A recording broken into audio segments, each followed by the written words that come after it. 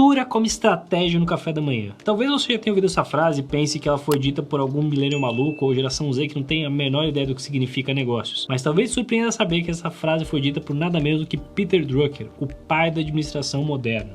Então sim, cultura é muito mais relevante de uma perspectiva de negócios do que as pessoas tendem a pensar que ela é. A questão é como é que a gente muda este negócio. E esse é um desafio complexo, porque culturas são coisas que elas são muito arraigadas e elas só têm efeito depois de algum tempo. Se você quer que você mude a cultura em, sei lá, alguns meses, sinto te dizer, isso não vai rolar. Uma cultura você vai conseguir começar a sentir os efeitos talvez depois de um ano, e uma mudança significativa dependendo do tamanho da sua organização vai demorar pelo menos uns 3 anos, talvez muito mais do que isso, dependendo das circunstâncias. Então, saiba que se você realmente quer entrar nesse negócio, você vai ter que se dedicar muito mais do que você imagina que isso vai ser necessário. E o primeiro passo para isso é você entender onde você está. Um dos grandes problemas da cultura é que as pessoas acham que é tipo uma folha em branco, né? Você vai lá e fala assim, a partir de agora minha cultura vai ser essa. E você precisa levar em consideração onde você está e para onde você está indo. Porque dependendo da cultura que já está instalada na sua organização, a sua cultura almejada vai ser um objetivo audacioso demais. Então, beleza, é importante você entender o que você está querendo e o que você está buscando. Mas mais importante do que isso, quando a gente trata de cultura, é você entender muito claramente qual é a cultura que impera aqui. Isso é um negócio meio difícil de fazer, porque afinal de contas a cultura é um negócio meio imperceptível. Talvez você consiga notar alguns aspectos da cultura se você já trabalhou em uma empresa que tinha uma cultura muito diferente. Mas do contrário, muitos dos aspectos relevantes e mais marcados talvez sejam imperceptíveis. Então é muito importante você ter uma pessoa externa que vai conseguir trazer esse olhar para o que é que são esses pontos comuns ali dentro.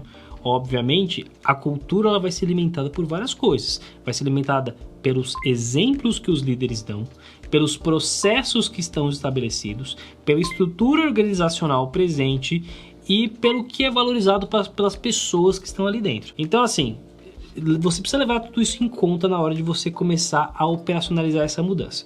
E uma vez que você entenda muito claramente qual é a cultura, quais são os traços de comportamento e as regras invisíveis que estão em jogo, é o que vai te possibilitar dar o próximo passo. A Carolyn Taylor tem um livro maravilhoso chamado Walking the Talk, em uma tradução livre, Faça Aquilo que Você Prega.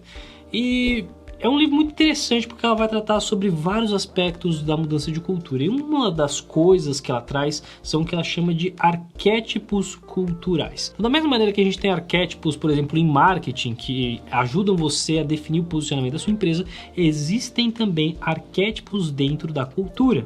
E isso ajuda você a ter uma ideia de onde que esse negócio está funcionando para você. Você pode ter vários tipos de cultura. A pergunta mais interessante que eu acho que se deve se fazer é: qual é o tipo de cultura que faz sentido para o negócio que eu tenho? Então, por exemplo, um dos arquétipos que a Carolyn menciona é o arquétipo do bem maior. É uma cultura que é super baseada na ideia de nós estamos fazendo este trabalho por algo que é maior que nós mesmos. A gente pode pensar nesse caso como é, por exemplo, a Fundação Bill e Melinda Gates. E qual que é a vantagem de você ter uma cultura como essa? Esse é o tipo de coisa que toca as pessoas num nível mais profundo. As pessoas não estão lá só pelo dinheiro. Você tem um nível de engajamento, envolvimento e entrega muito maior das pessoas que estão ali dentro, porque elas estão naquilo porque elas acreditam e não simplesmente para ganhar dinheiro. Por outro lado, você tem outros tipos de organização. Vocês têm, por exemplo, a organização de que as pessoas vêm primeiro. Então é a ideia de que se eu cuidar bem do meu time, o meu time vai cuidar bem dos meus clientes. Empresas que cuidam muito bem dos seus funcionários, prestam atenção no clima organizacional, estão sempre preocupados em que os seus funcionários tenham o melhor nível de bem-estar possível, são empresas que entram nessa categoria. Você vai ter empresas, por exemplo, que têm uma cultura inovadora. Startups, em geral, acabam caindo muito nessa categoria. Empresas que buscam romper com o status quo, que buscam fazer coisas diferentes, que questionam muito as regras, o porquê que as coisas são assim, que tendem a desafiar processos estabelecidos, coisas dessa natureza. Você tem empresas que vão ter uma cultura de centralidade no cliente, em que o que vai determinar para onde a gente vai não é o que o executivo pensa, não é o que eu penso, é o que o cliente deseja. E você vai ter toda a empresa envolvida nessa coisa muito empática de tentar entender profundamente quem é essa pessoa, o que ela busca, o que ela deseja e tudo mais. Então, esses são alguns arquétipos que você vai encontrar no livro. Tem outros, como por exemplo, de resultado. Então, aquela coisa bem meritocrática, o que importa é o resultado no final do mês, as pessoas são muito cobradas, tudo é muito claro, muito transparente.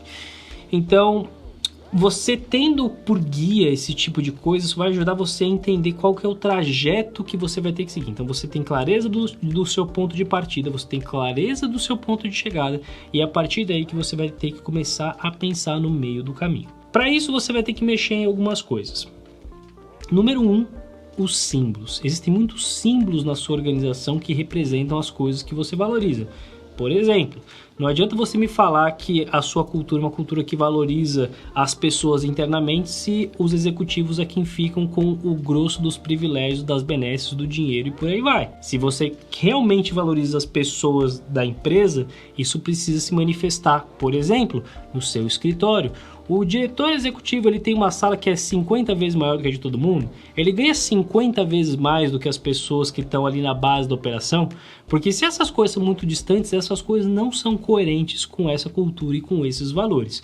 E se os símbolos que você tem ali dentro não são coerentes com a cultura que você quer estabelecer, ninguém vai acreditar que você está querendo mudar de verdade. Então, identifique os símbolos que estão ali dentro, que representam a cultura antiga, e passo a passo comece a dilapidá-los para você conseguir construir uma cultura nova. Mas como o próprio nome do livro sugere, não adianta nada se os seus líderes não estiverem dispostos a dar o exemplo. Você pode falar o que você quiser, se você não der o exemplo, ninguém vai seguir. As pessoas não são otárias, todo mundo é muito rápido para entender que o seu chefe não valoriza as coisas que ele está dizendo, porque ele pede uma coisa, ele demonstra outra, então as pessoas rapidamente se adaptam. O exemplo da liderança é talvez o passo mais importante da transformação cultural. É claro que isso não vai acontecer do dia para a noite, essas interações e você vai dar aquela coisa de 2 passos para frente, 1 passo para trás, essas coisas naturalmente vão acontecer, mas é importante que os executivos estejam absolutamente comprometidos com isso, porque se eles não estiverem, mais cedo ou mais tarde essa mudança cultural será sabotada. Porque se tem uma coisa que determina a cultura é o quanto aquele negócio vale mais do que dinheiro. E eu acho que isso é uma coisa muito bonita de olhar e mais do que isso, eu acho que ela é muito profunda, porque é exatamente isso. A gente tem todos os dias empresas que têm traços culturais e valores e crenças que vêm à frente da grana. Previsibilidade, controle, poder, enfim, tem um monte de coisas em várias organizações que podem influenciar isso aí. Mas a questão é, são coisas que valem mais do que dinheiro. Eles sabem que eu estou valorizando esses traços culturais mais do que o dinheiro que vai entrar para a organização no final do ano. Essas são as coisas que vão marcar a cultura, as coisas que valem mais do que ganhar dinheiro. Então, a partir do momento em que os líderes vão começar a demonstrar esse exemplo, é o momento em que você vai começar a ter uma mudança real, a partir não só dos símbolos, mas do comportamento também.